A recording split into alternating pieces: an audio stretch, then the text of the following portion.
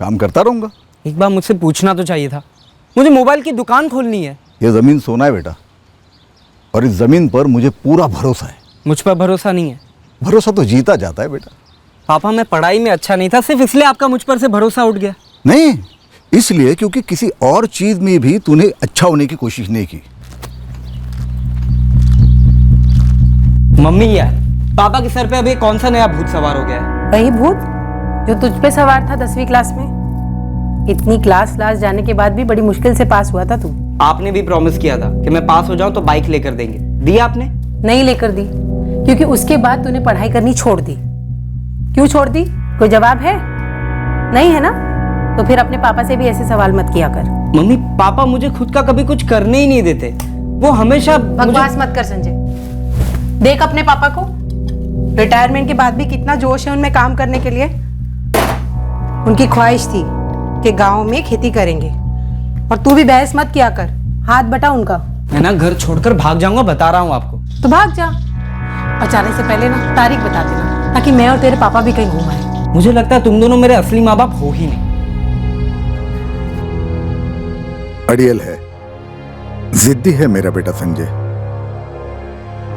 एक हद तक गलती हमारी है, इकलौता है तो लाड़ प्यार थोड़ा ज्यादा हो गया। मनमानी करता तो भी हम रोकते टोकते नहीं, कटी पतंग की तरह यहां वहां उड़ रहा था। पर हमने कभी भी ऐतराज नहीं किया, क्योंकि मैं जानता था कि एक न एक दिन उसे जिम्मेदारी का एहसास जरूर होगा। बस उसे जिंदगी में एक चुनौती दिखनी थी या दिखाई जानी थी। आज तक एक भी दिन खेत पे नहीं आया तू? मैंने कब कहा था कि मैं आऊंगा? पापा का हाथ नहीं बटाएगा, बस पूरा पूरा दिन तफरी करेगा। निकम्मा हूं ना मैं? तुमने तो कहा था कि घर छोड़कर भाग जाओ। अच्छा, भागा तो नहीं अब तक, यहीं पे हो? ओ पापा, इस गलत फहमी में मत रहना कि मैं तुम दोनों से प्यार करता हूँ इसलिए मैं घर छोड़कर भागूंगा नहीं। अबे जाओ यार, भागोगे तो मेहनत करनी पड़ेगी 2 रोटी कमाने के लिए, ताए ताए फिर हो जाएगी। मैं मेहनत से नहीं डरता, ओके? अच्छा, मेहनत करोगे, अपने खेत में कमर झुका के 2 किलो भिंडी तक नहीं तोड़ पाओगे। वो तो छोड़ो, एक दिन खेत में पानी तक नहीं छोड़ पाओगे। तुम क्या भागोगे, तुमसे नहीं हो पाएगा। कुछ करने के लिए सुबह जल्दी उठना पड़ता है। और ये राजकुमार, सुबह 8 बजे से पहले इनकी आंख खुल गई ना तो पूरे गांव में जाके लड्डू बांटूंगी मैं। ऐसे खाना छोड़ के नहीं जाता बे? 3 साल का मुन्ना नहीं है तू, 17 साल का घोड़ा हो गया है। हाँ, 17 का घोड़ा हो गया ना मैं। दिखाता हूँ मैं भागते कैसे, दिखाता हूँ क्या हो पाता है मुझसे।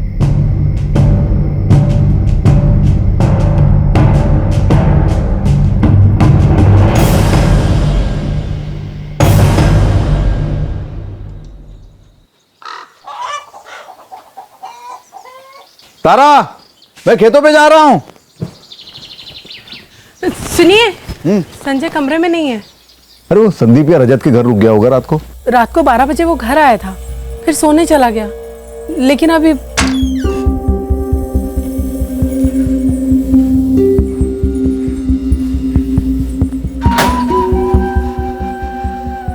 कपड़े तो यही हैं। उसको फोन किया था। हाँ, बंद है। कहीं सच में तो नहीं भाग गया? अरे नहीं नहीं, भागने के लिए पैसे लगते हैं। कहीं तुमसे तो पैसे नहीं लिए? नहीं, मैंने नहीं दिए। और देखिए ना, बिस्तर भी जो का त्यों है, लगता है रात भर सोया भी नहीं। मैं वो संदीप और रजत के घर जाके देखता हूँ। मुझे इतना पता था कि संजय ऐसे भागकर हम लोगों को इस तरह परेशान तो कभी नहीं करेगा, लेकिन मेरी चिंता बढ़ती गई जब मुझे संजय उसके दोस्त संदीप और रजत के घर नहीं मिला। उस वक्त समझ नहीं पा रहा था मैं कि कहां ढूंढूं संजय को। मुझे इतना भरोसा था कि संजय भले जितना भी खफा हो हमसे, भागना होता भी तो बोलकर भागता। तभी मेरा फोन बजा। हाँ संजय, कहाँ हो तुम? रात भर घर पर नहीं थे? मैं घर पर ही था। अरे अब कहाँ हो? क्यों? अब क्यों पड़ी है मेरी? बेटा ऐसे भी क्या, तुम बोलो ना, कहाँ हो तुम? पापा, मैंने ना आपके खेत पर धावा बोल दिया है। धावा? क्या मतलब? संजय, संजय,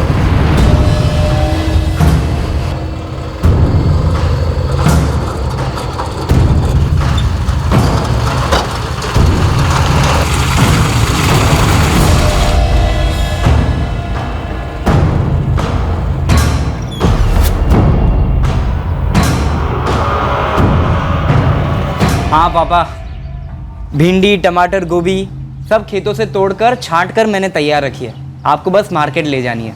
और हाँ, खेतों में पानी भी छोड़ दिया है मैंने। हाँ देखा मैंने।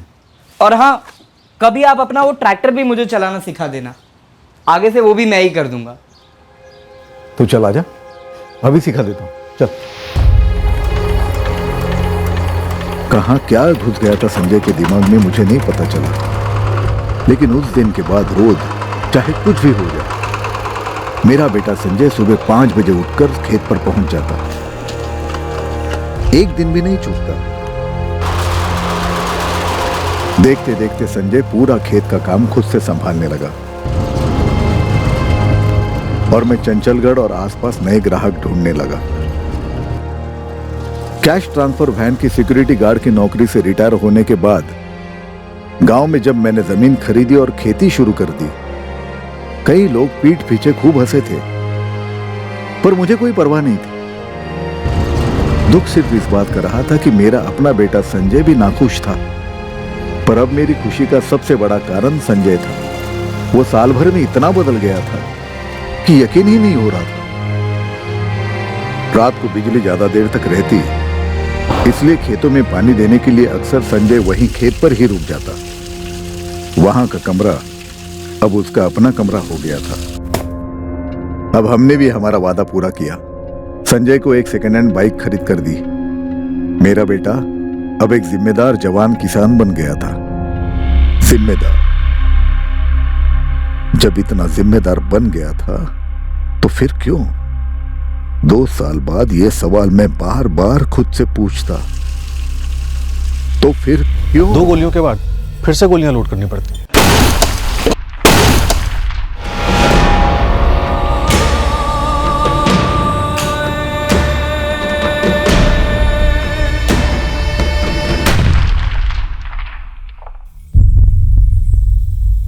हाँ परमार, विक्टिम को एक ही गोली लगी थी, 12 बोर की रही हो। मौत कितने बजे हुई होगी? बॉडी को यहाँ लाने के 7-8 घंटे पहले। मतलब 12 से 1 के बीच में। हाँ।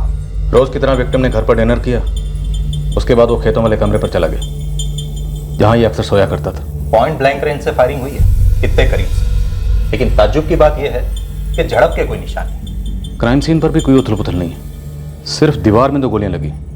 अगर कोई झड़प नहीं हुई है, कोई स्ट्रगल नहीं हुआ है, तो भी 2-2 गोलियां निशाना कैसे चुक गई? शंकर जी, आपको कुछ तो बोलना होगा। आपका बेटा मारा गया। आपको या आपकी पत्नी को या दोनों में से किसी एक को कुछ तो बात करनी होगी। वक्त निकला जा रहा है शंकर जी।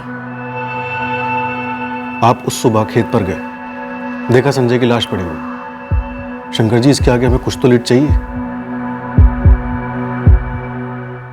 हमें भी आज सुबह ही पता चला और जैसे पता चला वहां चले गए। घनश्याम जी, शांति जी, शंकर जी का खेत आपके घर से सबसे करीब है।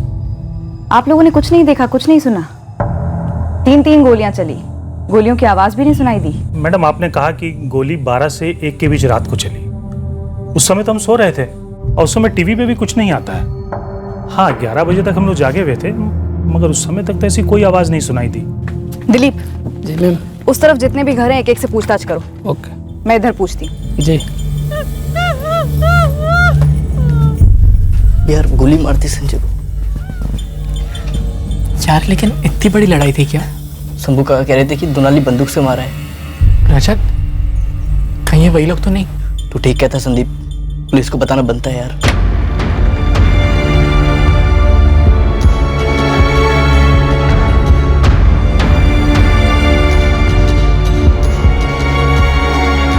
जो भी आया था वो आपके बेटे संजय का कत्ल करने के इरादे से ही आया था। तो कोई वजह रही होगी, कोई झगड़ा, कोई दुश्मनी, कुछ भी। सिर्फ 19 साल का था मेरा बच्चा।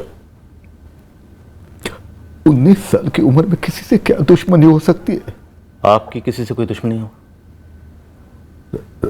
राजू, सुनिए। राजू, सुन।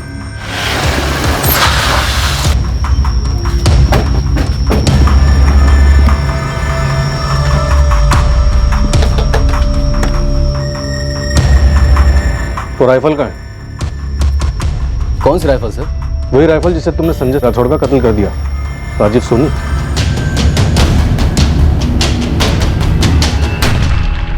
इस राजीव सोनी के साथ पिछले महीने मेरी थोड़ी गर्मा गर्मी हो गई थी। इसके अलावा किसी से कोई रंजिश नहीं मेरी। सर जी, मेरी ऐसी कोई निजी दुश्मनी नहीं थी शंकर के साथ। अब मैं भी सब्जियां बेचता हूँ तो ग्राहकों को लेकर कभी कभी थोड़ी बहुत अनबन हो जाती थी। अब इतने के लिए मर्डर थोड़ी कर दूंगा, वो भी उसके बेटे का। तेरे सवालों का जवाब तेरे अंदर ही है राजीव सोनी। सब बाहर निकलेंगे लॉकअप में। ये राजीव सोनी एकदम से मेरे ग्राहक काटने लगा था। एकदम से क्या? पता नहीं।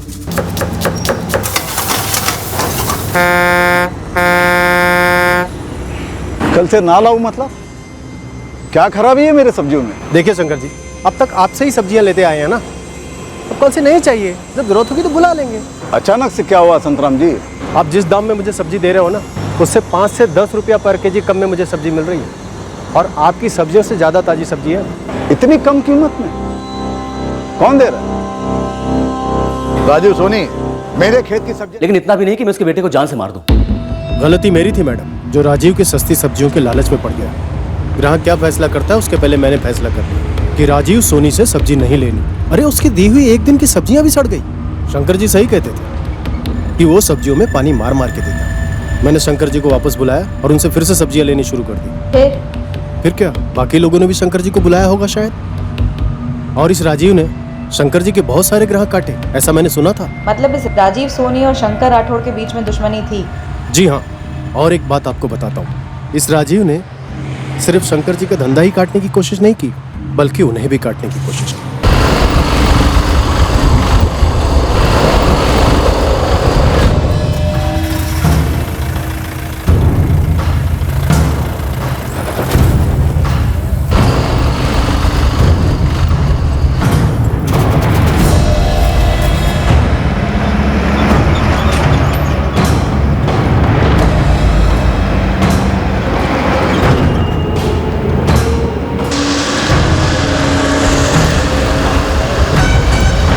किसी के साथ हो सकता ना सर?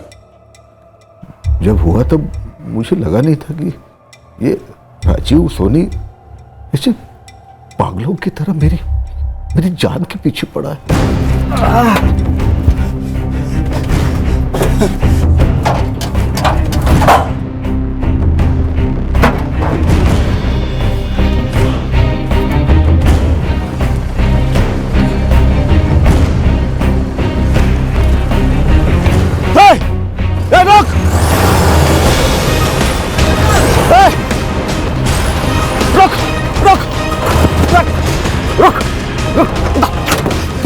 शंकर भाई, गलती से हो गया। ये भी गलती से हो रहा है। जानबूझ के नहीं किया। जानबूझ के नहीं किया।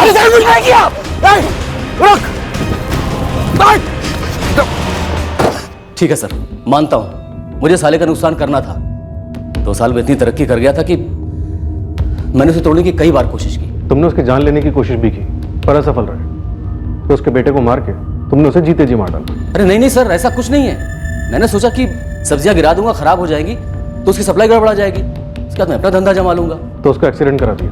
नहीं सर, मैं तो सिर्फ उसके हाथ पांव तोड़ना चाहता था। सोचा बुढ़ा है, गिरेगा, फ्रैक्चर हो जाएगा तो काम पे नहीं आ पाएगा, उसके बाद उसे ग्राहक मैं अपने बांध लूंगा। लेकिन सर, बुढ़ा तो मुझसे भी ज्यादा मजबूत निकला। उसने मुझे ऐसा कूटा कि पूछो मत आप। तो तुमने उससे बदला लेने के लिए उसके बेटे संजय को मार डाला? सर, आप किसी से भी जाकर पूछ लो, मैंने नहीं किया है। सर, उस झगड़े के बाद से तो मेरी हिम्मत तक नहीं उस रास्ते से गुजरने की। संजय से लड़ाई हुई थी कभी? सर, संजय की तरफ मैंने कभी गुस्से से भी नहीं देखा, मैं तो उसे जानता तक नहीं था। सरपंच जी, मेरा धंधा बंद कराने इस राजीव ने मेरे बेटे को ही मार दिया। कोई इतना बेरहम कैसे हो सकता है सरपंच जी?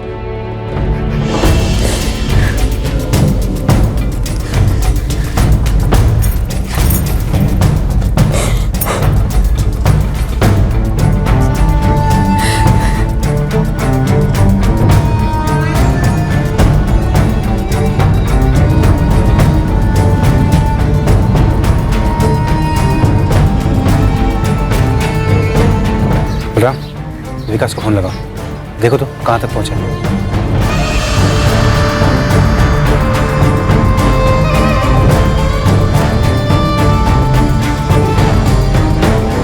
सर अभिजीत सर राजीव को तोड़ रहे हैं, लेकिन संजय के दोस्त संदीप और रजत अलग ही कहानी सुना रहे हैं। कह रहे हैं संजय का भी झगड़ा हुआ था। राजीव सोनी के साथ? नहीं सर, किसी अमृतलाल की दुकान पर हुआ था। 2 लड़के थे, एक रोशन खत्री और दूसरा से छोटा भाई आकाश खत्री। सर दुनाली बंदूक है उनके पास। झगड़ा कब हुआ था? 1 महीना हो गया होगा।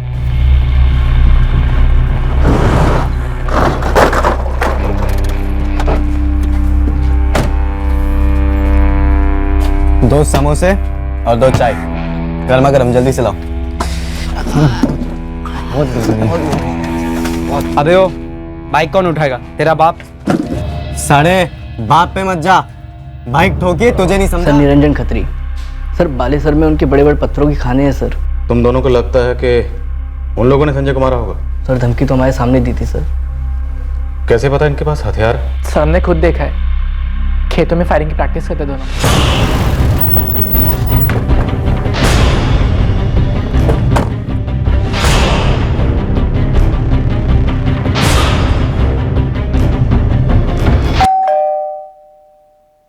मेरे बेटे शामिल नहीं है इसमें। वो पता करना हमारा काम है, आप हम पर छोड़ दीजिए। आप जरा राइफल ले आएंगे निरंजन खत्री? देखिए, 5 मार्च की रात को और 6 मार्च की सुबह, दोनों वक्त रोशन और आकाश घर पे ही थे। इस विषय पे अब कोई बात नहीं होगी। आप जा सकते हैं इंस्पेक्टर, मैटर क्लोज है। निरंजन जी, मैटर तब क्लोज होगा जब हम क्लोज करेंगे। राइफल ले आइए। हम राइफल और आपके दोनों बेटों को पुलिस स्टेशन लेकर जा रहे हैं पूछताछ के लिए। सर इसमें कोई शक नहीं कि गलती खत्री भाइयों की थी, लेकिन मुझे पूरा शक है संजय की मौत में खत्री सेठ का हाथ है। सबूत? सर वो झगड़े के 2 दिन बाद वो खत्री सेठ खुद आए थे मुझसे मिलने।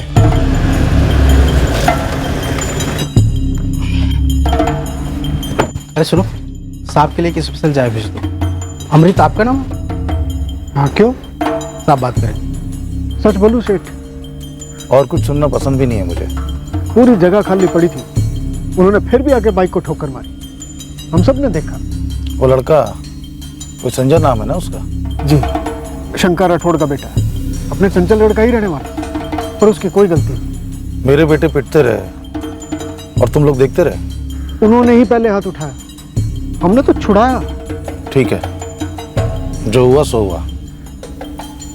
शंकर के बेटे को बोलो कि बात पे मिट्टी डाले, झगड़े को आगे ना बढ़ाए। मेरे बेटे भी अब दोबारा ऐसी गलती नहीं करेंगे। सर बात तो बड़ी समझदारी की कर रहे थे, गुस्सा तो था ना, ठंडा गुस्सा होता ना साहब। तुमने ये बात संजय या उसके बाप को नहीं बोली थी? नहीं साहब, मैंने नहीं बताई, लेकिन मुझे क्या पता था ये छोटी धमकी इतना बड़ा कांड कर देगी।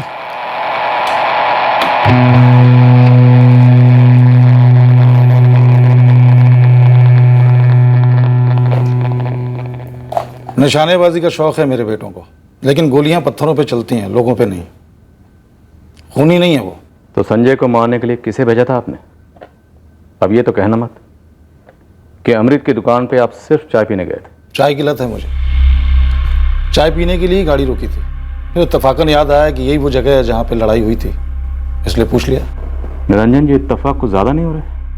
अब जो है सो है इंस्पेक्टर साहब, बाकी आप तहकीकात करेंगे, पता करेंगे क्या हुआ क्या नहीं हुआ।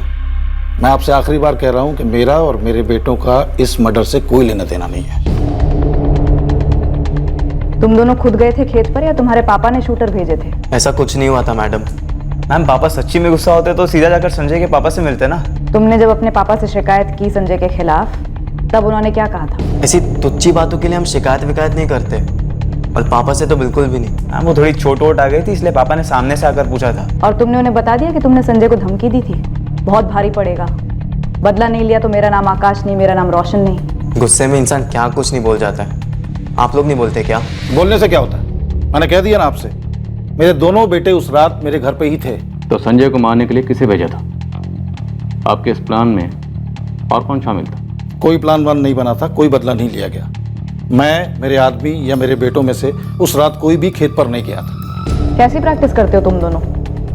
इतनी पास से भी 2 गोली दीवार पर लग गई। आपको जो कहना है आप कहते रहिए, हम तो यही कहेंगे कि हमने ये खून नहीं किया और ना ही पापा ने करवाया। मैम, हमें तो इस संजय का घर तक नहीं मालूम था, ऊपर से पता चला कि वो खेत पर रहता है। हमें कैसे पता होती इसी तुच्छी सी बात है? इंस्पेक्टर, आप मेरे बेटों को मेरे साथ घर भेज रहे हैं या मैं अपना वकील बुलाऊं? आप जो ठीक समझें कर सकते हैं। पर इतना बता दूं, जितना शक हमें आपके बेटों पर है, अब उतना ही शक हमें आप पर भी हो रहा है। तो शक को यकीन में बदलिए ना, ले आइए सबूत। साहब, साहब, अरे साहब, मेरे कंधे पर बंदूक रखकर घोड़ा दबाया जा रहा है। वो शंकर अपने बेटे की मौत का बहाना बना रहा है मुझसे बदला लेने के लिए।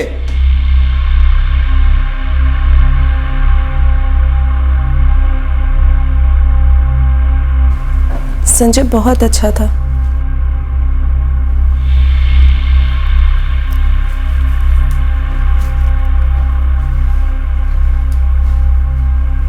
अंकल, मुझे लगता है कि संजय को ये सब पहले से मालूम था।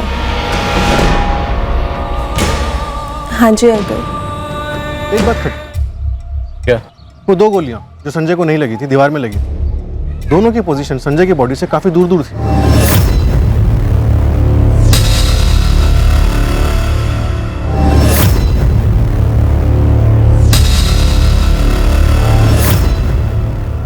अजीब है सर, गोलियां इतनी क्लोज रेंज से मिस हुई और वो भी 2 बार।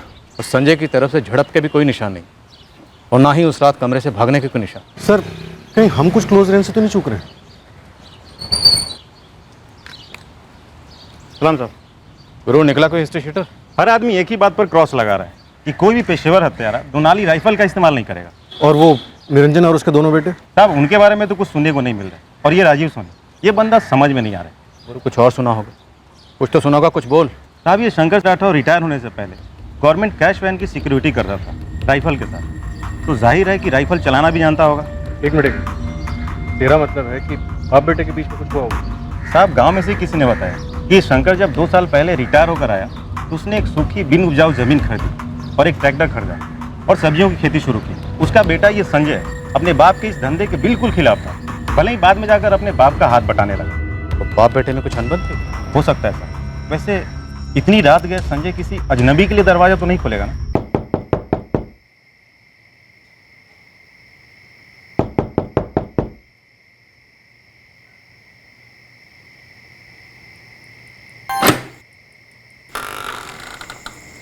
आप लोग बोल रहे हैं कि उसने भागने वागने की भी कोशिश नहीं की।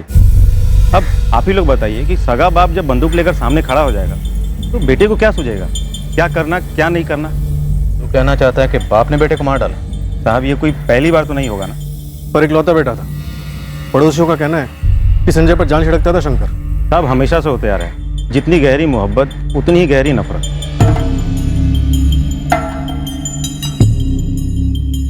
संजय इकलौता बेटा था हमारा, काफी जिम्मेदार हो गया। शंकर जी, क्या आप संजय से किसी बात से नाराज थे? खेत का कोई मसला या कोई लड़की की बात, कुछ भी? आप ये पूछ रहे हो कि क्या मैंने मेरे बेटे को मार डाला? जी सर, कई सालों तक मैंने गवर्नमेंट कैश वैन में सिक्योरिटी गार्ड की नौकरी की है। वैन लूटने के 2 अटेम्प्ट मैंने नाकामयाब किए थे। मेरा निशाना कभी नहीं चुका सर।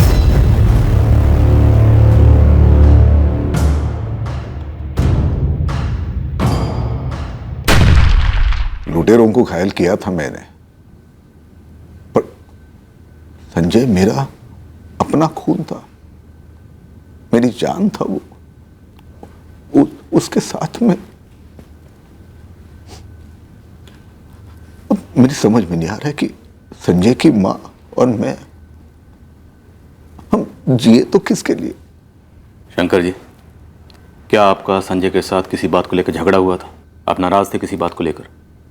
गुस्से में आकर आपने संजय को डराने के लिए दीवार में 2 गोलियां दागी हो, और तीसरी शायद गलती से संजय को लग गई हो। मैं आपकी मजबूरी समझ रहा हूं। कातिल आपके हाथ में नहीं लगा है तो आप जो हाथ लगा उसे टटोल गए, लेकिन मेरी बात मैं साफ कर दूं, संजय और मेरे बीच में कोई झगड़ा नहीं था। मैं संजय को नहीं मारा।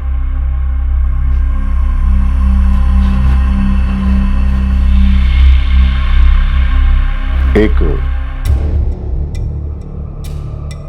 दोस्त है संजय की, निशा, वो बता रही थी कि शायद संजय को पहले से ही पता था कि उसके साथ क्या होने वाला है। तुमने हमें क्यों नहीं बताई ये बात निशा? मैम मुझे लगा वो ऐसे कुछ बेमतलब की बात कर रहा है। कब हुई थी बात? 5 मार्च की दोपहर को। क्या बात हुई थी निशा, पूरी बात बताना।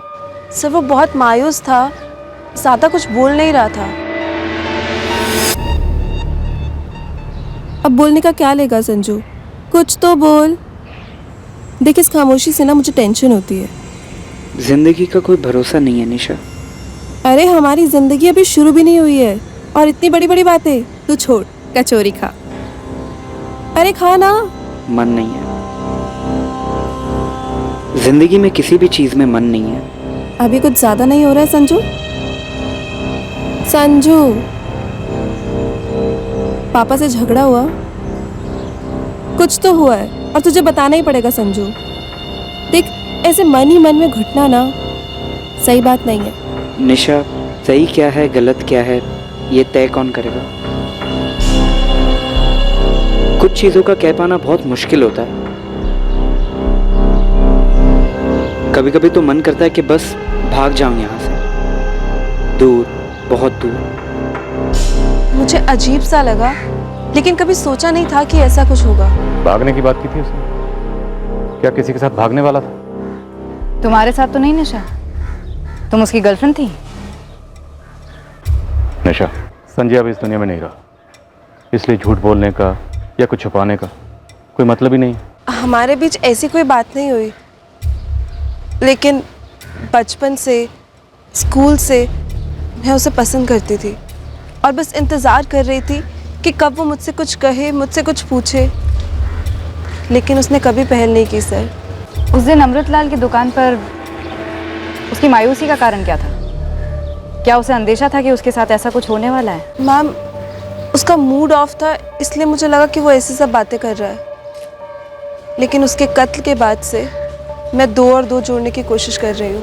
कोशिश करती रहना, कुछ भी याद आए या कुछ भी सूझे तो सबसे पहले हमें बताना।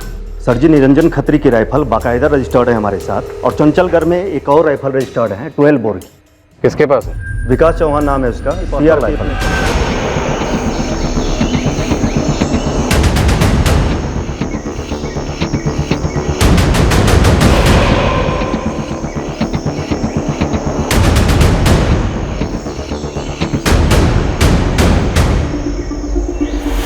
गुरु, सबसे पहले ये पता करना है कि क्या इस विकास चौहान और राठौर फैमिली के बीच में कोई कनेक्शन है? साहब 24 घंटा दो मुझे, रिपोर्ट लाता हूँ। इस विकास चौहान की पोस्टिंग छत्तीसगढ़ की है। ये विकास चौहान 5 और 6 तारीख को चंचलगढ़ में था क्या? छुट्टी पर था गुरु भाई। 8 तारीख को शादी थी इसके घर में।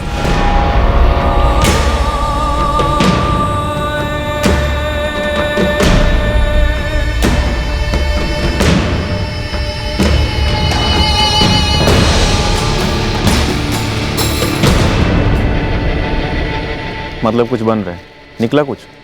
अभी तक तो नहीं गुरु भाई, लेकिन इस चौहान के घर में लाइसेंस वाली दुनाली है और वो संजय राठौड़ भी दुनाली से ही मारा गया। तो मुझे लगता है कहीं ना कहीं 2 और 2 4 हो सकता है। विकास भतीजा है मेरा, और वो 9 तारीख को ही वापस चला गया छत्तीसगढ़ अपनी ड्यूटी पे। विकास के पास राइफल है? हाँ, लाइसेंस वाली। मुझे वो राइफल देखनी है। क्यों? संजय राठौर मर्डर केस में। जानते थे आप उसे? संजय राठौड़? ये कौन है? किस चौहान परिवार की बात कर रही हो आप? देवराम और बलराम चौहान दोनों भाई हैं, खाद का बिजनेस है। महिमा के घर वाले तो नहीं? जी, देवराम जी की छोटी बेटी है महिमा। हाँ, वो लोग जानता हूँ उनको। कोई दोस्ती थी या खटास थी? नहीं, हमारे बीच ना तो दोस्ती थी ना तो खटास थी। संजय और महिमा के बीच दोस्ती थी। उस लड़की का फोन आया नहीं कि संजय सब कुछ छोड़ छाड़ भाग खड़ा होता? अरे रुक जा संजू, तुझे बाजार जाना है, पूजा की सामग्री लानी है। लाऊंगा मम्मी थोड़ी देर में। अरे कौन है ये महिमा? दोस्त है मम्मी, बताता हूँ मैं आपको बाद में। अच्छी लगती तुझे? लेकिन बेटा मैंने पता किया है, नाबालिग है वो, बच्ची है। तो मम्मी मैं भी तो बच्चा हूँ। बच्चा? 18 साल का हो गया तू? वो लड़की नाबालिग है। कल को कुछ कम ज्यादा हो गया, उसके घर वालों ने पुलिस कंप्लेंट की तो अंदर जाएगा तो अंदर। पापा अब मैं जिम्मेदार हो गया हूँ, कुछ ऐसा नहीं करूँगा। और अब मैं आपका खेत में हाथ बटा रहा हूँ ना, फिर क्यों मेरी क्लास ले रहे हैं? नाबालिग तो थी ही, ऊपर से दूसरी बिरादरी की। संजय उसे कहीं भगा भगा ले जाता तो वो और हम ही नहीं, दोनों परिवारों की बिरादरियां मुश्किल में पड़ जाती। तो वो दोनों कभी भागे थे? ना, वो नौबत तो हमने आनी नहीं दी। मैंने सीधे जाके लड़की के बाप से बात की। देखिए शंकर जी, हमारे घर की बेटी कभी किसी के साथ भागने का ख्याल तक नहीं ला सकती। मैंने कहता कि ऐसे ही होगा, पर बच्चे हैं, कच्चे हैं, इसलिए अच्छा होगा कि पहले से हम उन्हें काबू में रखें। इसलिए सामने से आया हूँ बात करने। बात तो आपने आपके बेटे से करनी चाहिए, हम भी हमारी बेटी को समझा देंगे। जी, तो देवराम जी मामला थोड़ा सा नाजुक है, इसलिए मैंने मुनासिब समझा कि आपको आके आगाह कर दूं। बिल्कुल, और धन्यवाद जो आपने बारीकी का लिहाज रखा। हम सामने बैठकर आराम से अपनी बच्ची को समझा देंगे, आगे से उससे ऐसी कोई गलती नहीं होगी। बस बात वहीं खत्म हो गई थी। और उसके बाद न कभी महिमा का फोन आया, न कभी संजय ने उसका नाम लिया। लेकिन इस चौहान परिवार का मेरे बेटे के कत्ल के साथ क्या वास्ता है? उनके घर में एक राइफल है, लाइसेंस वाली। दूनाली बंदूक? जी, इसलिए हम जानना चाह रहे थे कि दोनों परिवारों के बीच का इतिहास क्या है।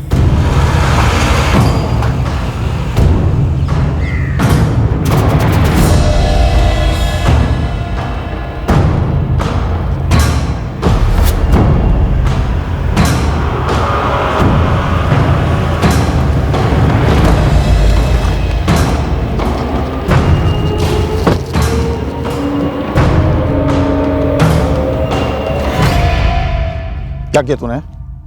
क्या किया? बेअक्ल, बेवकूफ। ये करने के लिए बोला था तेरे को?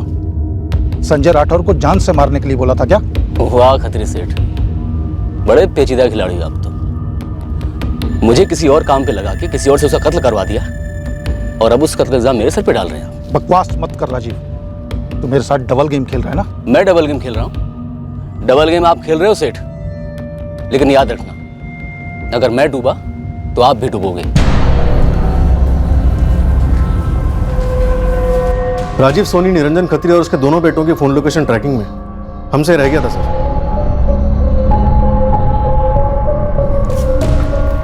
कोई कनेक्शन बन रहा है? हाँ सर, राजीव और निरंजन की हर दूसरे दिन बात हो रही है, लगभग 1 महीने से। 1 महीने से? और 1 महीना पहले इन खत्री भाइयों की संजय से लड़ाई हुई थी, और उसी के कुछ दिन बाद ये राजीव शंकर के धंधे में टांग अड़ाने लगा।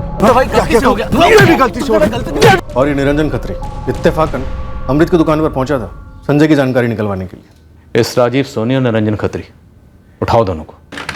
सर, इस महिमा चौहान और संजय राठौड़ का रिश्ता पुराना रहा है, पर अब नई खबर आ रही है। साहब बड़ी अजीब बात है, 8 मार्च को चौहान परिवार में शादी हुई उर्मिला की। अरे गुरु, पता है हमें, 9 को विदाई हुई, इसमें अजीब बात क्या है? शादी महिमा की भी होने वाली थी, दोनों बहनों के साथ में, लेकिन शादी से ठीक 1 दिन पहले यानी 7 मार्च को महिमा की शादी कैंसिल हो गई। और शादी कैंसिल क्यों?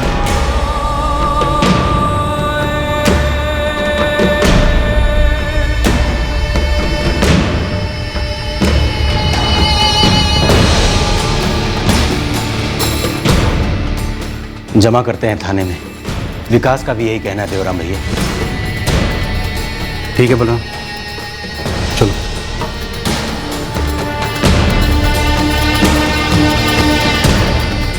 कहाँ जा रही है? दम घुट रहा है तो थोड़ी हवा लेनी है। मत जा महिमा। क्यों? तेरे पापा और चाचा पुलिस थाने गए हैं राइफल जमा करने, तो यहीं रह।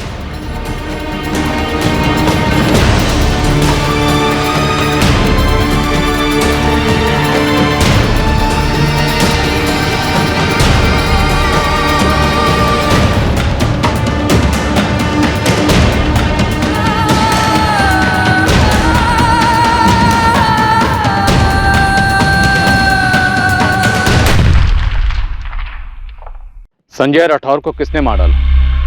क्या यह निरंजन खत्री और राजीव सोनी की कोई मिलीभगत थी राठौर परिवार को सबक सिखाने की, या फिर इस कत्ल का ताल्लुक महिमा चौहान से था? क्या कत्ल की दोपहर को ही संजय को पता चल गया था कि उसके साथ कुछ होने वाला है? दरअसल उस रात शंकर के खेत वाले कमरे में जो हुआ वो हमारी मौजूदा तहकीकात और अनुमान से काफी हटकर था। इस केस की हकीकत तक पहुंचते पहुंचते हमें एक नहीं कई शॉक्स लगने वाले थे। इस केस की सच्चाई कल रात आपके सामने बयान होगी। क्राइम पेट्रोल सतर्क। जय हिंद। सीआरपीएफ में अभी वो ड्यूटी पर है। छुट्टी पर आया था? हाँ, मेरी बेटियों की शादी थी, उर्मिला और महिमा की। पर शादी तो सिर्फ आपकी बड़ी बेटी उर्मिला की हुई थी।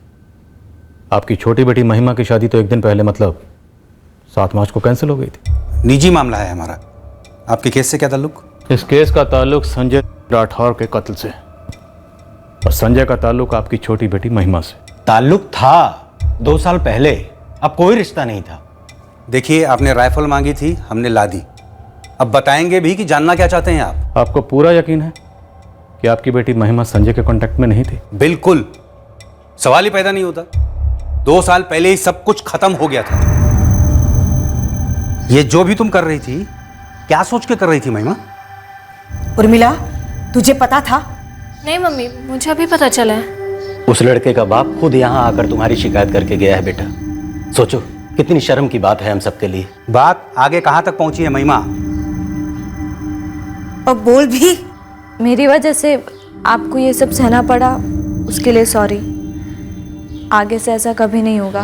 अगर गलती से भी कुछ हुआ तो बहुत कुछ बुरा होगा महिमा, याद रखना। याद रखूंगी। और उसके बाद कभी कोई शिकायत नहीं है। अब तो हमारी महिमा की शादी भी हो रही है। 7 मार्च को शादी कैंसिल क्यों हुई थी? बोला ना आपसे, निजी मामला है हमारा, दखल ना दो इंस्पेक्टर। जितना आपका केस है उतने में ही रहो। केस खत्म होने तक ये राइफल हमारे पास ही रहेगी। इसकी रसीद मिलेगी आपको, और मुझे इसकी गोलियां चाहिए और उसकी रसीद भी, समझे? समझ गए? दोबारा बोलो। जरूरत नहीं है।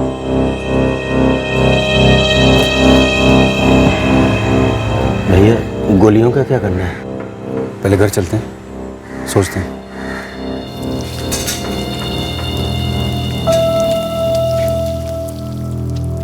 संजय ने निशा से कहा था कि उसे डर है कि कुछ होने वाला है।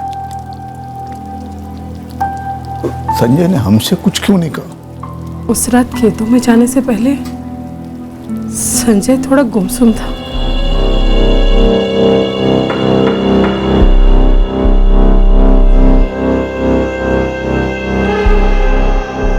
लेकिन मैं समझ ही नहीं पाई कि उसके मन में आखिर चल क्या रहा था।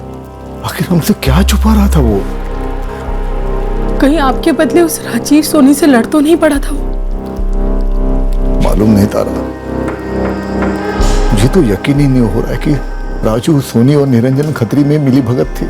राजीव सोनी को जानना जुर्म कैसे हो गया, बताइए मुझे। जुर्म की बात बाद में करेंगे, इस वक्त मैं शक की बात कर रहा हूँ। क्यों हो रहा है आपको शक? क्योंकि राजीव सोनी का कहना है वो आपको नहीं जानता। ये उसका प्रॉब्लम है? तो आप प्रॉब्लम दूर कर दीजिए। आप बताइए कैसे जानते हैं राजीव को? सर जी, रॉन्ग नंबर लग गया होगा मेरे नंबर से निरंजन के नंबर पर। खत्री की तरफ से 11 बार, तेरी तरफ से 8 बार। रॉन्ग नंबर खेल रहे थे क्या? नहीं सर, सच कह रहा हूँ, कोई साठ गांठ नहीं। हाँ गुरु बोल। साहब, ये राजीव सोनी को उल्टा लटकाइए, एकदम जाली किसान है। बोलता रहे। ये सिर्फ 1 महीने पहले ही सब्जी बिजनेस में आया था। इसके पास कोई खेत वेत भी नहीं है, मंडी से सब्जियां खरीद कर बेचता है। एकदम अचानक आया है इस लाइन में। बढ़िया है, अब बनेगी इसकी चटनी, भरता और चोखा। खुल गई पोल? पोल कैसी पोल? 15 मिनट दे रहा हूं तुम दोनों को, अच्छी तरह सोच लो, सच बोलना है या झूठ बोलना। लेकिन अगर मेरा मशवरा मानो तो सच बोलना। सच बोलोगे ना तो अपने 2 पैरों पे चल के जेल जाओगे। सोच लो।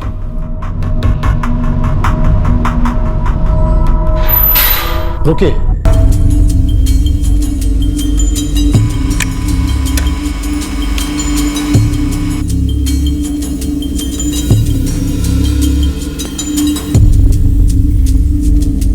ये राजीव सोनी मेरे याद में, मैंने इसे एक काम के लिए रखा था। संजय राठौर ने तुम्हारे दोनों बेटों को पीटा था, उसका बदला लेने के लिए? हाँ, बदला लेने के लिए।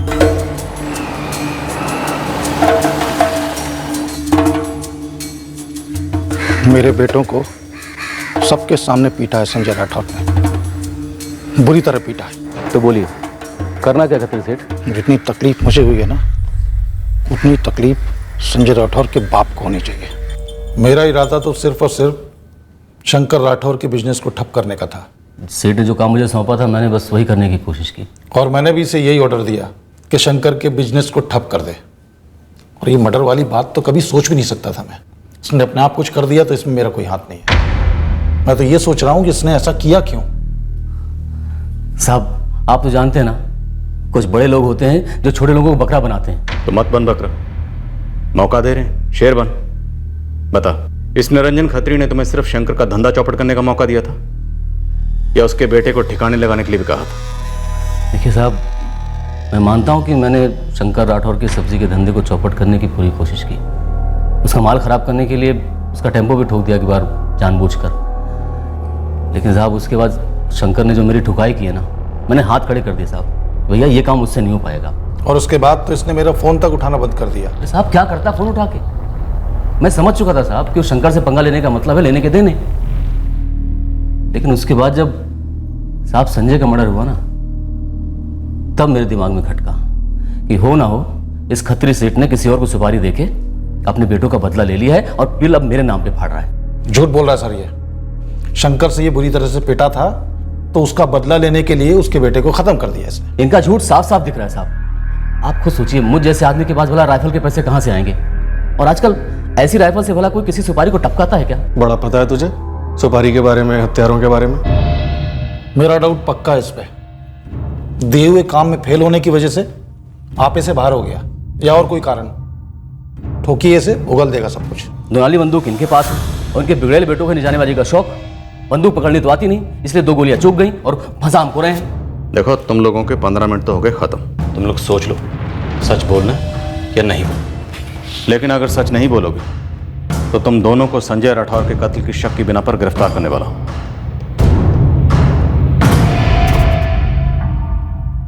बोलो रजत, था महिमा और संजय का चक्कर? मैम हम हमेशा समझते थे कि संजय और निशा की दोस्ती है। मैं पहले की बात कर रही हूँ। महिमा और संजय की दोस्ती थी। हम दोनों संजय निशा हम सब एक साथ पढ़ते थे। दरअसल महिमा हम सबकी जूनियर थी। जब हम 10वीं में थे तब वो 8वीं में थी। महिमा संजय की फ्रेंडशिप तब से थी।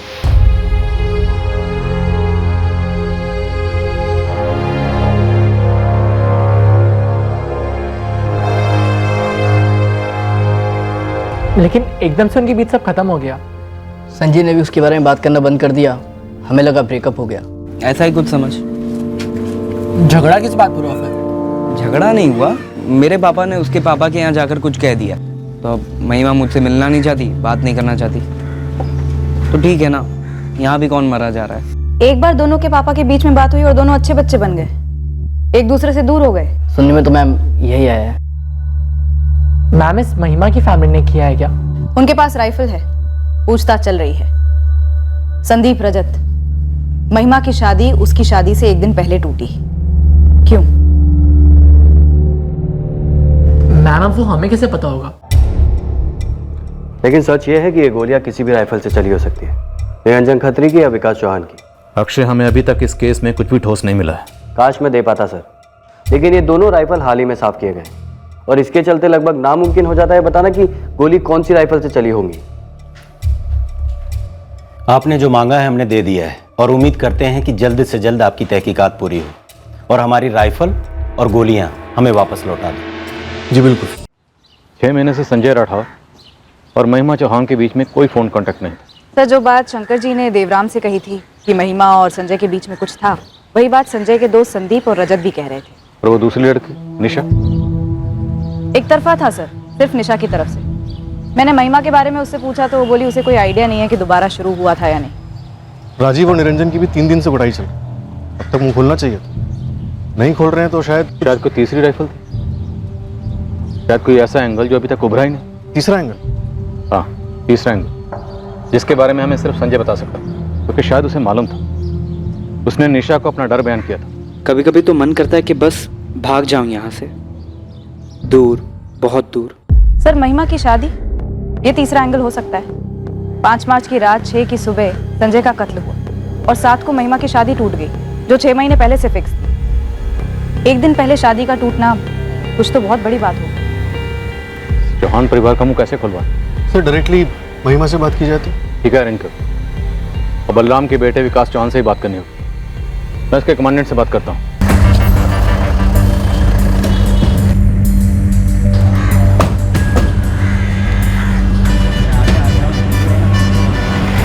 आपके पास कोई सबूत है इंस्पेक्टर? ठोस सबूत कि राइफल हमारे जवान विकास चौहान की थी? ठोस सबूत तो कोई नहीं है, पर हमें गहरा शक जरूर है। आप कह रहे हैं कि पॉइंट ब्लैंक रेंज से 2 गोलियां फायर हुई जो मिस हुई और तीसरी गोली विक्टिम को लगी, राइट?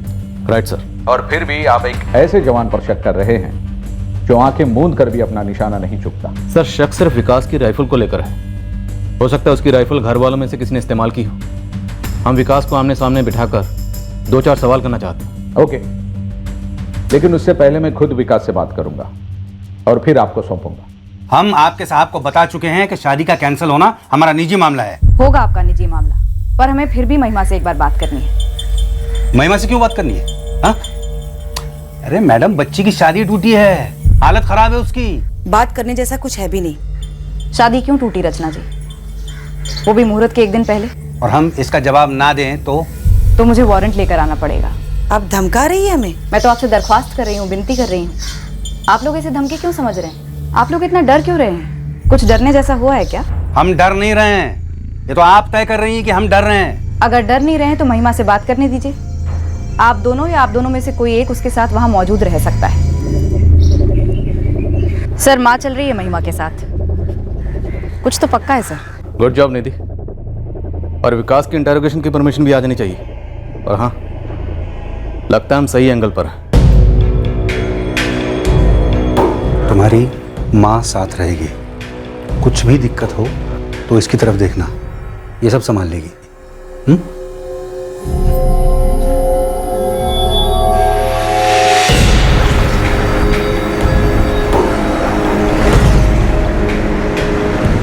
महिमा ठीक तो है?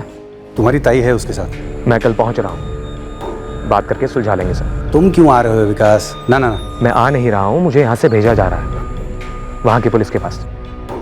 क्या? वहाँ की पुलिस को कुछ सवाल पूछने हैं, ऑर्डर है, आना ही होगा।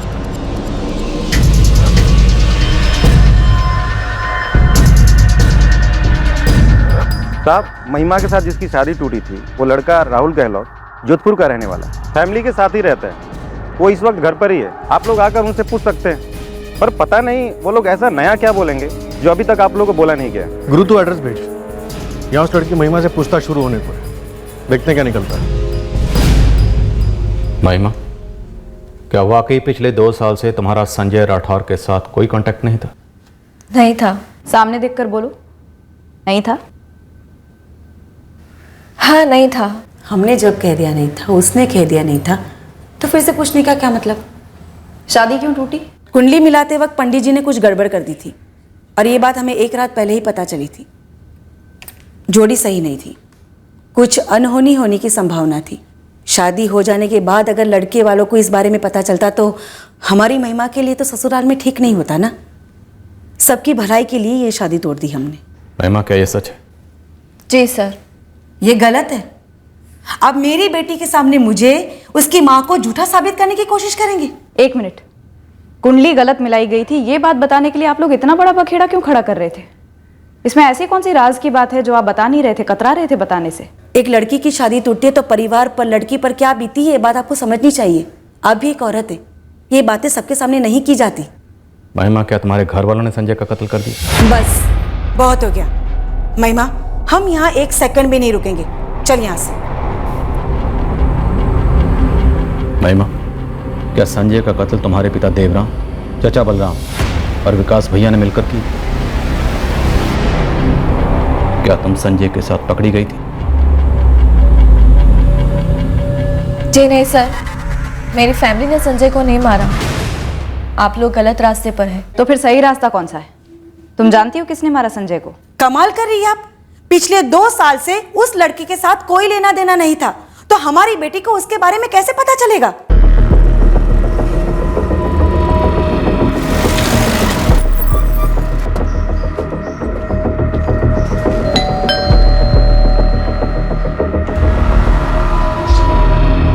जी, राहुल से मिलना है।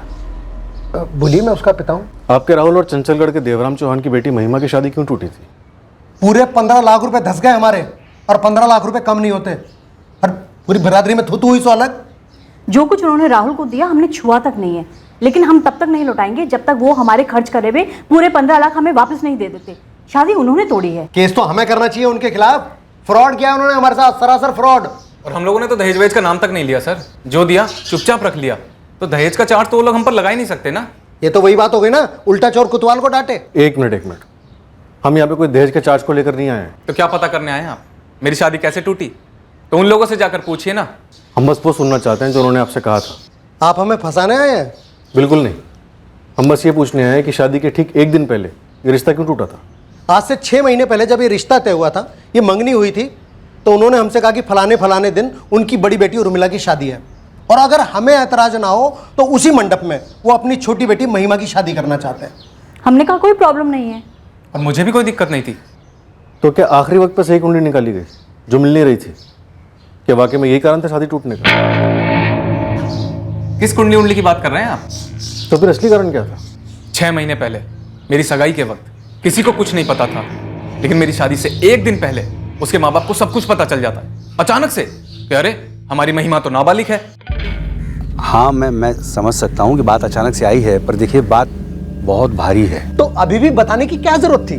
कल बारात मंडप में पहुंच जाती तो बता देते आप। देखिए, आपका गुस्सा हम समझ सकते हैं संजीव जी, लेकिन अगर महिमा के नाबालिग होने की खबर फैलती है तो हमारे साथ साथ आपके परिवार पर भी बहुत बड़ी मुश्किल आ सकती है।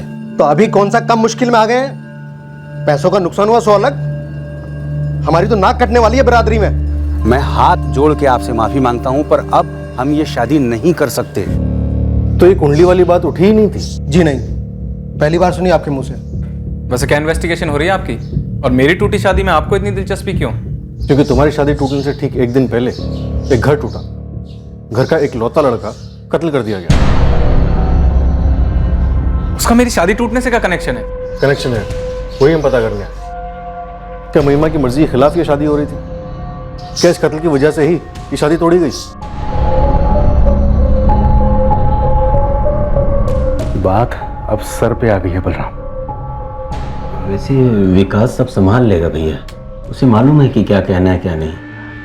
पर क्या ये सब होना जरूरी था?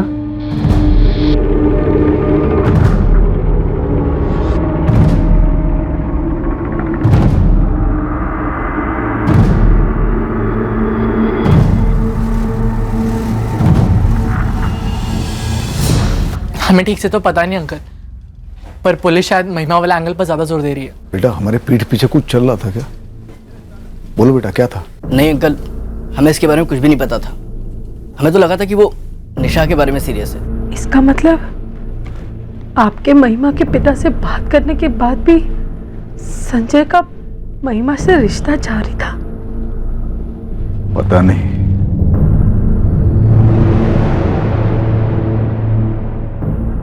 मैंने जाके उनसे बात तो की थी, उसके बावजूद भी कुछ था तो हमसे बात कर। बोलने के लिए कुछ नहीं है तो मैं क्या बोलूं? मैं हम दोनों की शादी को लेकर इतनी खुश थी और इतनी बिजी थी कि मेरा ध्यान ही नहीं गया बाकी चीजों में। ना मम्मी पापा ने पहले कुछ बताया, ना महिमा ने। तुम्हारे चचेरे भाई विकास ने कुछ बताया? नहीं बताया। उसके राइफल के बॉक्स में से 6 कारतूस गायब क्यों हैं? मुझे कैसे पता होगा मैडम, मैंने तो वो बॉक्स कभी देखा भी नहीं। अभिजीत, मैं जरा इस विकास चौहान को देखता हूँ। तुम देवराम और बलराम को करे दो, मुझे इस केस से ऑनर किलिंग की बू आ रही है।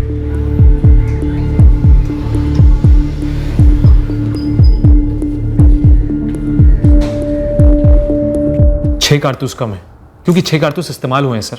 अब ये तो कहना मत कि चिड़िया मारने के लिए फायर की, कोई और बहाना बनाओ। सर, बहाना बनाने का कोई सवाल ही पैदा नहीं होता। घर पर शादी थी, उर्मिला की बारात आई 7 तारीख की रात को, और मैंने हवा में 6 कारतूस फायर किए।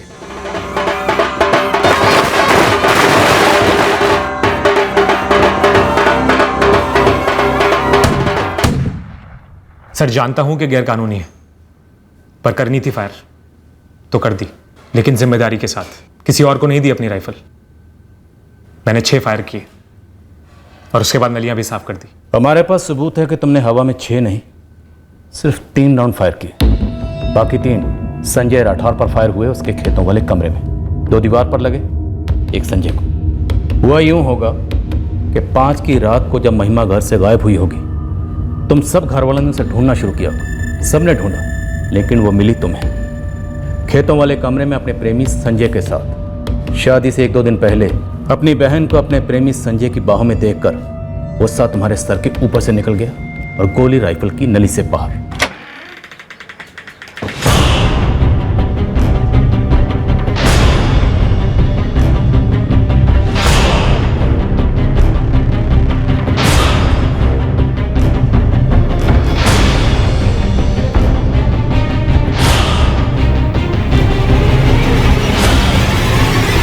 सर, आप कह रहे हैं कि मैंने महिमा को संजय के साथ खेतों वाले कमरे में पकड़ लिया था? कैसे? मैं वहां पहुंचा कैसे सर? और अगर मुझे पता होता कि संजय और महिमा खेतों वाले कमरे में मिलते हैं, तो महिमा को संजय से कब अलग कर दिया होता? और दूसरी बात, मैं बस इतना जानता हूं कि संजय के पिताजी 2 साल पहले हमारे घर आए थे और सब कुछ सेटल हुआ था। तो फिर तुम्हारी ताई ने महिमा की शादी टूटने वाली बात को लेकर हमसे झूठ क्यों बोला? सफेद झूठ बोल दिया होगा, हड़बड़ाहट में। क्या पता असली कारण बताना ना चाहती हो, शर्मिंदगी होती हो, डर लगता हो। आप क्यों हमारे घाव कुरेद रहे हैं? नहीं बताना है हमें शादी क्यों कैंसिल हुई है? जाइए। बाल की खाल ना करो सर, यकीन करो ऐसा कुछ भी नहीं हुआ था। फिर पर्दा किस पे डाला जा रहा है? किसी पे पर्दा नहीं डाल रहे हम। आप तो ऐसे हमारे पीछे पड़े हैं जैसे हम हड़बड़ाहट में आके कुछ बोल दे बस। तो फिर हमें नाबालिग महिमा वाली बात बताने में क्या दिक्कत थी? क्या वो कारण नहीं था? बोलिए, असली कारण क्या था? ऐसी की तैसी तुम्हारे असली नकली की? हमारी बेटी है, हमारी मर्जी है किससे क्या कहें किससे क्या ना कहें। आपके पास हमारे खिलाफ कोई सबूत नहीं है। आप बेवजह हम सबका समय बर्बाद कर रहे हैं। आप कोई भी पैंतरा आजमा लीजिए, हम इस विषय पर अब और कुछ नहीं बोलेंगे बस। सर, आप भी जानते हैं कि मैं रोज राइफल चलाता हूं और कुछ नहीं तो इतनी क्लोज रेंज से मैं 2 शॉट्स कभी मिस कर ही नहीं सकता। और यही सबसे बड़ा सबूत है मेरे कातिल ना होने का। पहले 2 राउंड किसी और ने फायर किए होंगे और तीसरा तुमने। और कौन था तुम्हारे साथ? तुम्हारे ताऊ देवराम या पिता बलराम? या फिर यह भी हो सकता है कि तुमने 2 राउंड जानबूझकर मिस किए ताकि तुम्हारा नाम बीच में कभी ना आए। ना ताऊ जी थे, ना पापा थे, ना उर्मिला थी, ना महिमा थी, और मैं भी नहीं था। पर जाहिर सी बात है कोई तो था उस रात उस कमरे में दुनाली बंदूक के साथ। पर शायद आप हम लोगों में इतना मग्न हो चुके हैं कि कातिल आपकी नजरों से चूक रहा है। अब इजाजत है? थाना छोड़ने की इजाजत है, चंचलगढ़ नहीं। सर, ड्यूटी है मेरी और मैं इस तरह बेमतलब लंबे अरसे तक इंतजार नहीं कर सकता। इंतजार ना बेमतलब होगा ना लंबा होगा। कातिल बहुत जल्द हमारी हिरासत में होगा।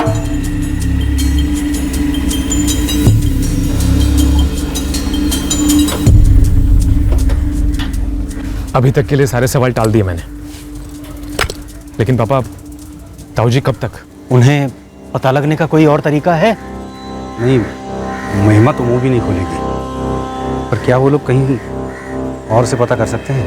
मुझे ताज्जुब हो रहा है कि पुलिस यहां तक पहुंच गई और अभी तक पता नहीं लगा। भाई, मैं कमांडेंट साहब से बात करता हूं छुट्टी एक्सटेंड करवाने के लिए। देखो, अगर जरूरत पड़ती है तो मैं अपने सर ले लूंगा सब कुछ।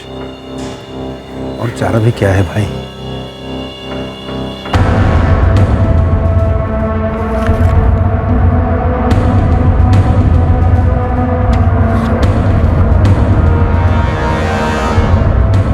बलराम, देवराम और विकास तीनों की फोन लोकेशन क्राइम सीन के आसपास नहीं दिख रही। और महिमा की भी नहीं थी।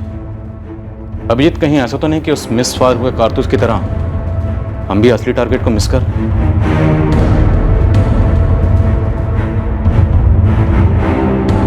निरंजन खत्री और राजीव सोनी ने शंकर राठौड़ का बिजनेस चौपट करने की कोशिश की थी, ये तो उन्होंने कबूल किया, लेकिन मर्डर में उनको कोई हाथ नहीं नजर आ रहा। नहीं अभिजीत, मैं चौहान परिवार की बात कर रहा हूं। ऐसा क्या है जो हम होकर भी नहीं देख पा रहे हैं? ये कत्ल हुआ तो संजय और महिमा के रिश्ते को लेकर ही, पर यह कत्ल क्यों हुआ, किसने किया, इसका एक भी सुराग अभी तक हमारे हाथ में क्यों नहीं? वो इसलिए क्योंकि हम वहां सुराग नहीं ढूंढ रहे जहां ढूंढना चाहिए।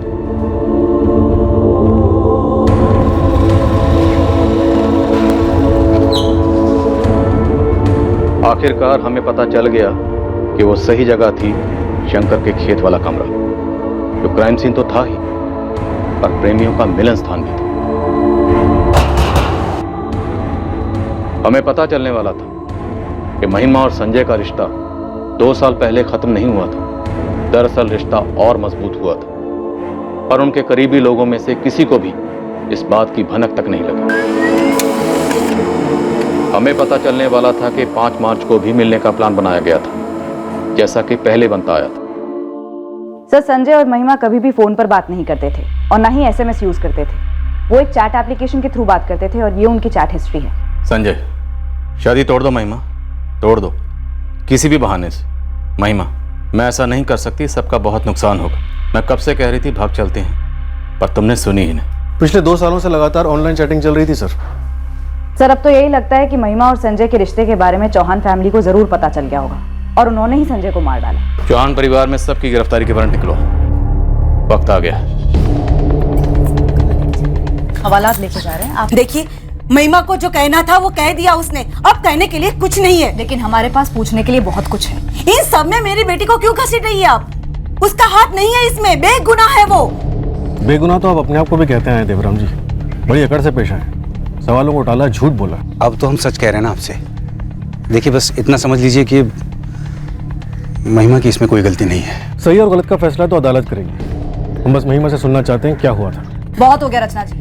मैं चाहूं तो इस वक्त आप दोनों को गिरफ्तार करके अंदर घुसकर महिमा को अपने साथ लेकर जा सकती हूँ। अगर आप चाहती हैं कि ऐसा ना हो तो चुपचाप चलिए महिमा के साथ।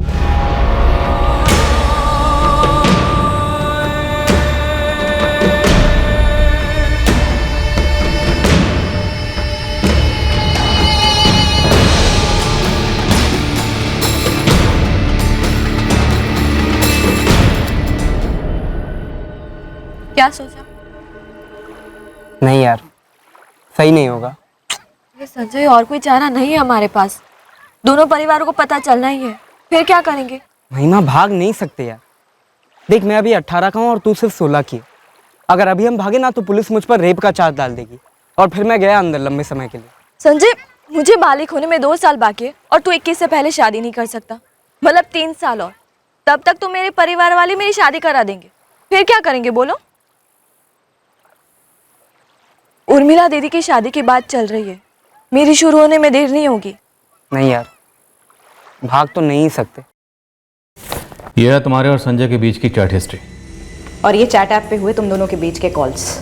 5 मार्च की शाम 7 बजे तक तुम्हारी संजय से बात हो रही थी।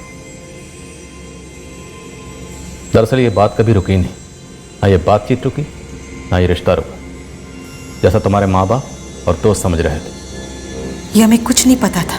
पर आपको और बहुत कुछ पता था रत्ना जी। आपको नहीं, आपके पूरे परिवार को पता था, पर आप सब ने मिलकर हमारी आंखों में धूल झोंकी। धूल? संजय और मैं झोंकना चाहते थे सर, हम फिर से पकड़े नहीं जाना चाहते थे। मिलना बंद संजय। मम्मी तो जासूस लगा देगी मेरे पीछे। अब भी बोल रही हूँ भाग चलते हैं। महिमा, भागने से मुसीबत डबल हो जाएगी यार। तुम प्यार को मुसीबत समझते हो? चलो ठीक है, छुटकारा देती हूँ तुम्हें। आज से हमारा ब्रेकअप। Okay, bye. महिमा, महिमा, फालतू बातें मत करो यार। देखो, मैं बस ये कह रहा हूँ कि सोच समझ के पत्ते खेलते हैं। एक काम करते हैं, जब तक हम बालिग नहीं होते तब तक हम कुछ नहीं करेंगे। जिस दिन मैं 21 का हुआ सीधे शादी। किससे? तब तक तो मैं 2 बच्चों की माँ बन चुकी होंगी। नहीं होगी तेरी शादी, तू बस टालती रहना। लेकिन अब हम कोई रिस्क नहीं लेंगे।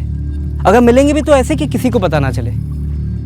महिमा, बहुत ज़रूरी है सबको यकीन दिलाना कि हमारा ब्रेकअप हो चुका है। हमारे प्यार को जिंदा रखने का एक यही तरीका है। महिमा, संजय को किसने मारा? उस कमरे में तुम दोनों को किसने पकड़ा? बोलो महिमा, पिटारा खुल चुका है, छुपाओ मत। कौन था? तुम्हारे पापा, चाचा या फिर विकास?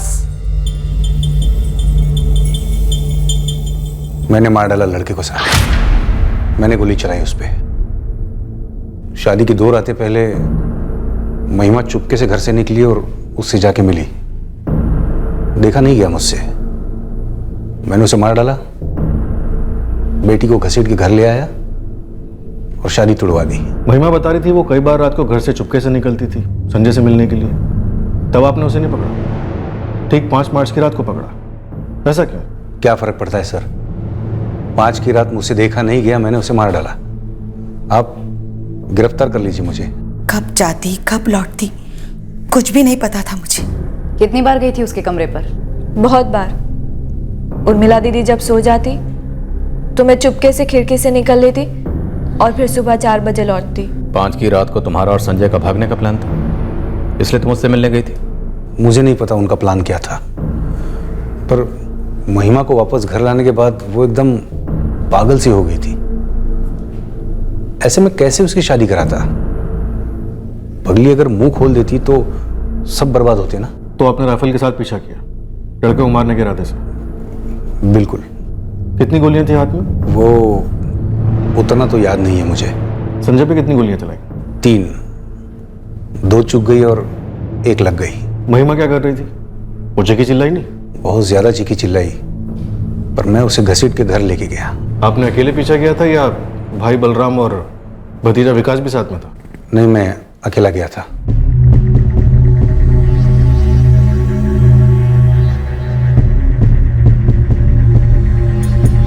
महिमा, एक बार फिर से पूछ रहा हूं, क्या 5 की रात को तुम्हारा और संजय का भागने का प्लान था? क्या इसलिए तुम मुझसे मिलने गई थी? महिमा की खामोशी किसी राज की तरफ इशारा कर रही थी और महिमा के पिता के इकबाले जुर्म में भी झूठ छुपा हुआ था जो साफ नजर आ रहा था। सर, लगता है देवराम बलराम और विकास को बचाने की फिराक में। महिमा भी चुप रहकर कुछ छुपा रही है, बता ही नहीं रही है कि भागने का प्लान था कि क्या था। ऐसा कौन हो सकता है जो हमें यह बता पाए कि उस रात खेत वाले कमरे में ऐसा क्या हुआ जिसके चलते संजय को गोली मार दी गई?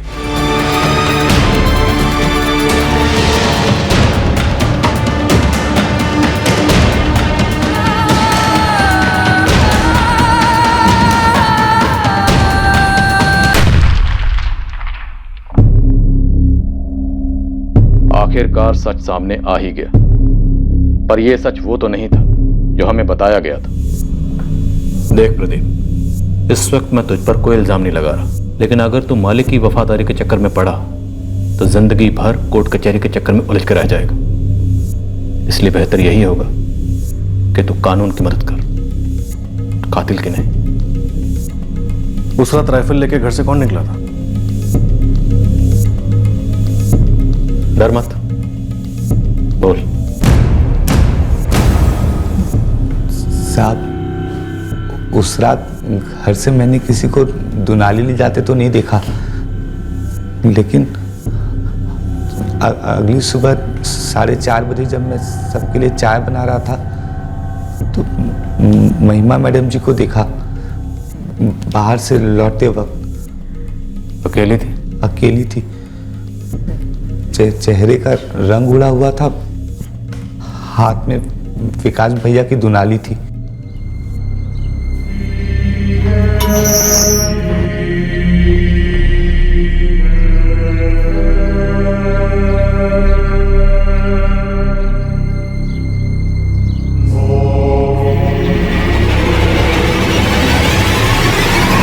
फिर साहब, बड़ी मालकिन यानी रचना भाभी हमारे पास आई।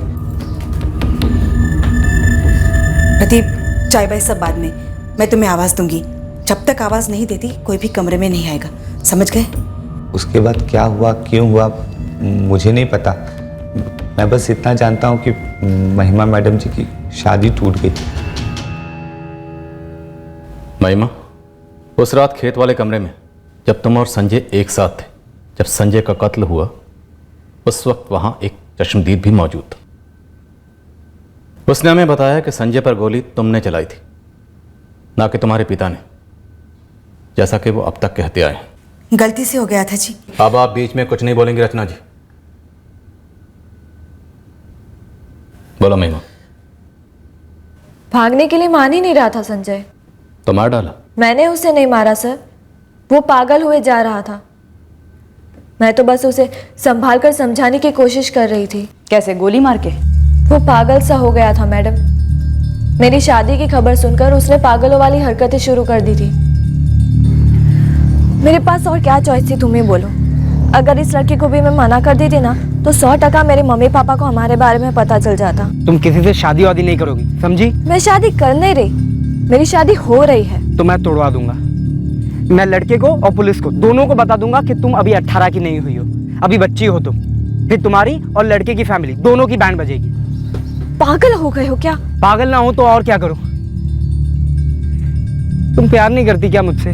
तुम जितना करते हो ना उससे ज्यादा करती हूँ मैं, इसलिए कहा था कि भाग चलते, पर अब तुम्हें वो भी नहीं करना, तो बताओ क्या करूं मैं? महिमा, अगर हम शादी नहीं कर सकते, अगर जिंदगी साथ नहीं बिता सकते, तो जिंदगी को छोड़ देते, मरते हैं साथ में। क्या?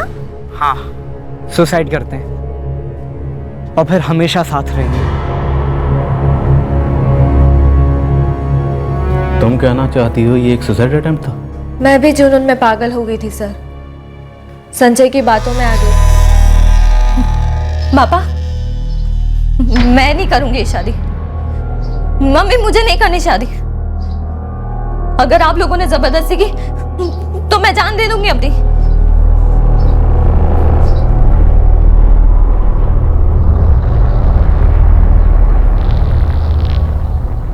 तो आप सबको सब कुछ पहले से पता था? हाँ, भाग गई होती तो बवाल जरूर होता, पर थोड़े दिनों में ही सब कुछ शांत हो जाता। लेकिन इन दोनों ने जो सोचा, क्यों सोचा, क्या सोचा?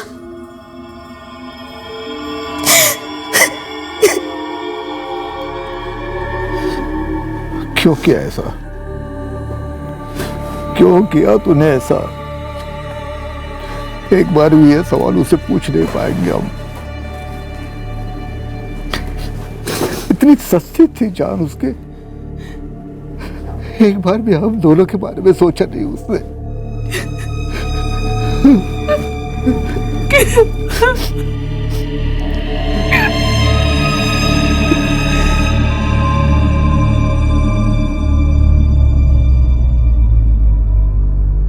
जो तीसरा बुलेट सेल हमें क्राइम सीन से नहीं मिला था, वो विकास की राइफल में था, जो उसने कहीं फेंक दिया था। हम उसे बरामद नहीं कर पाए। महिमा अभी नाबालिग है, उसे जुवेनाइल जस्टिस बोर्ड के सामने पेश किया गया।